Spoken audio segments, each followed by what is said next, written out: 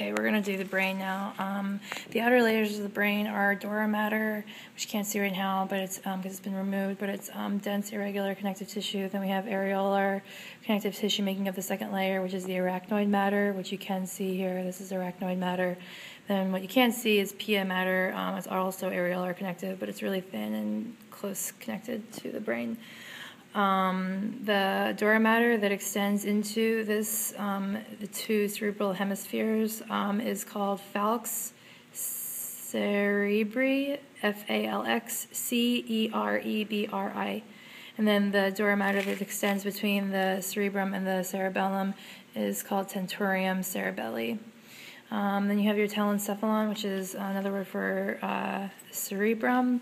This is your cerebrum, this major big part. You have cerebral hemispheres, longitudinal fissure. The little hills are called gyruses. Lines in between the hills are called sulci, sulcus, singular. Connection, neuron bridge connection between the two hemispheres is called the corpus callosum. This is your corpus callosum right here.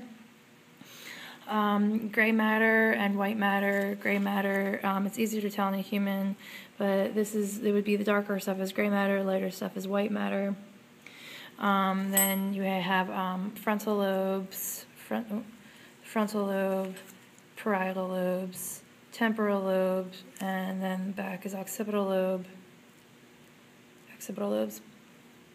The diencephalon, you can find the diencephalon at the undersurface of the brain. So pretty much right here is your diencephalon. Oh, on the frontal lobes, just don't forget, you have the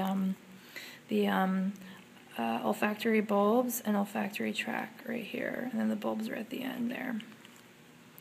Maybe you can see it a little clearer here. Not really. Olfactory tract and bulb at the end. So back to the diencephalon. On the diencephalon, what we need to know, the optic chiasm has been cut off here, but this is where your optic chiasm would be. This is maybe a little part of the optic chiasm. It's usually an X-shaped thing coming off of the diencephalon.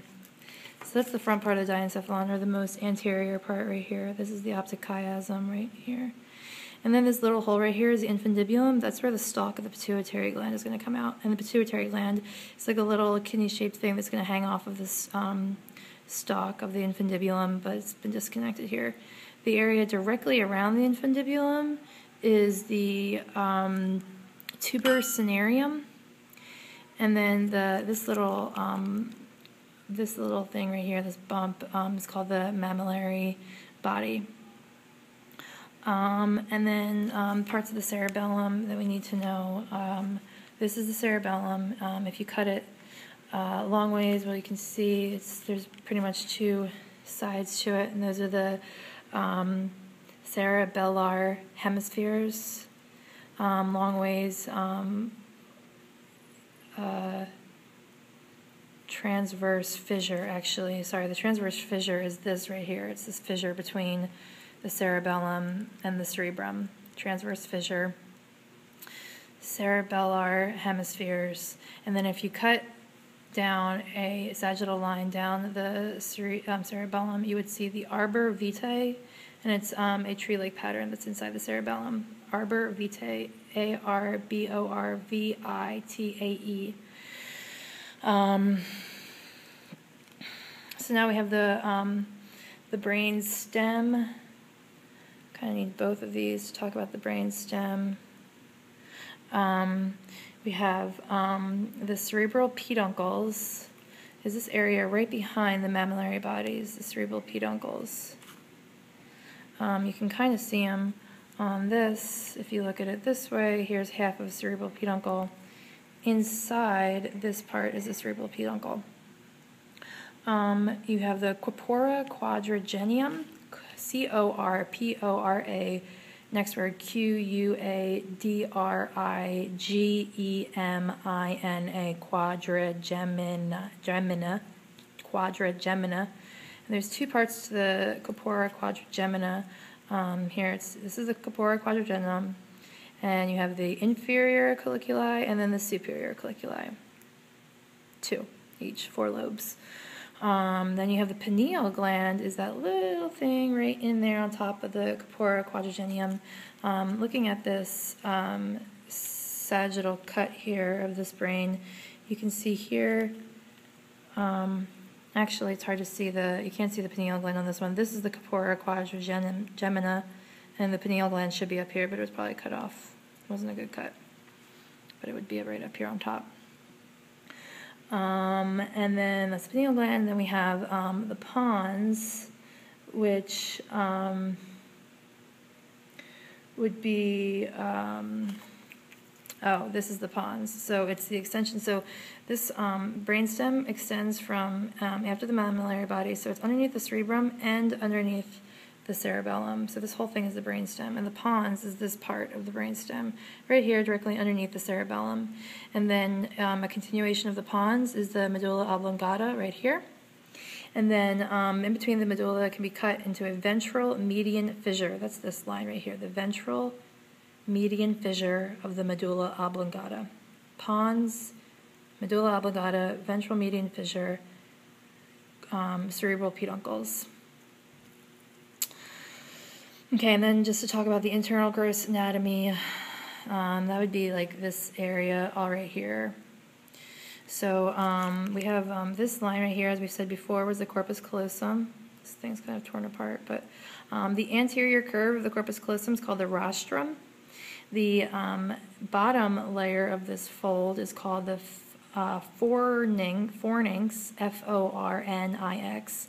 Normally you can't see it here, but there would be a membrane over top of this, and that's the septum pellucidum. And this is one of the ventricles, one of the lateral ventricles. On the other side there would be another lateral ventricle, so that's the first and second ventricles. There's 4 ventricles within the brain. So this is one of the 2 lateral ventricles, separated by the septum pellucidum, which is a thin membrane. Corpus callosum, fornix, rostrum, first or second ventricle, septum pellucidum. And again, you're going to see the pineal gland is included in this internal anatomy, but we can't see it. It would be right here. The thalamus, this is the area of the thalamus. It's directly underneath the fornix. And then these next 3 I'm not 100% positive about, but I'm pretty sure the third ventricle is like considered this area pretty much. I think it's like right here. It's like underneath. This would be the cerebral peduncles. So it's either right here between the pons between the thalamus and the cerebral peduncles, or it's this area that's disconnected here. But this would be the pituitary gland. So it's like a hole. Might be seen here. No, it's kind of hard to see. I'm not sure, but it's between the pituitary gland and this. So any ventricle, anything pointing around here would be the third ventricle. We should check on that. And then there's the cerebral aqueduct and the 4th ventricle, which again are kind of hard to distinguish. But I'm pretty sure that this right here is a cerebral aqueduct, and it's leading down here, which is the 4th ventricle. Pretty sure. Cerebral aqueduct, 4th ventricle. Maybe this is the 3rd ventricle. 1st and 2nd, 3rd, cerebral aqueduct, 4th ventricle. But check on that 3rd ventricle. And then in the area, the things that we need to know about the human brain, this is the human brain. We just need to know, that there is a central sulcus that runs between the occipital and central sulcus runs between the runs down between the frontal lobe, between the parietal and frontal lobe, I guess. So central sulcus could be like right around here. And then we have the lateral sulcus, which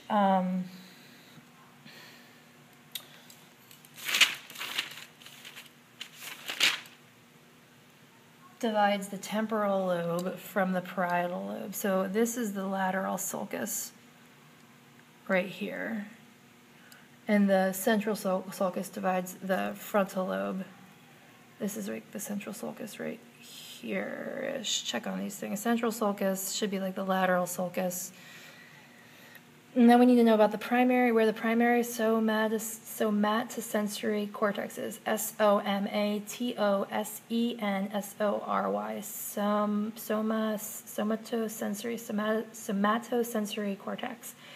That's found in the post-central, so that's behind the central sulcus. So it's like,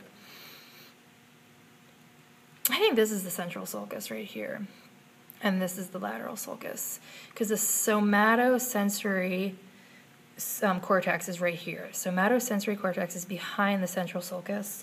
Then we need to know the primary motor area, and that's be in front of the central sulcus. Primary motor area would be right here.